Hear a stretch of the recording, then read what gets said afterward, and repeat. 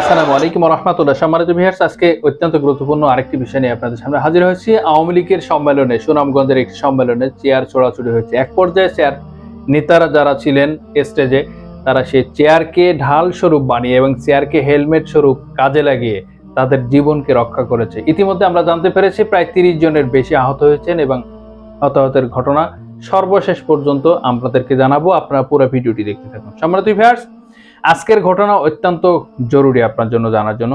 আজকের এই বিষয়টি আপনার কাছে কেমন মনে হচ্ছে? আমাদের চ্যানেলে নতুন, অবশ্যই সাবস্ক্রাইব করে পাশে থাকুন এবং পুরো ভিডিও দেখতে থাকুন। সম্মানিত ভিউয়ার্স, সরাসরি চলে যাচ্ছি আমরা সেই সুনামগঞ্জের সরাসরি ভিডিওতে।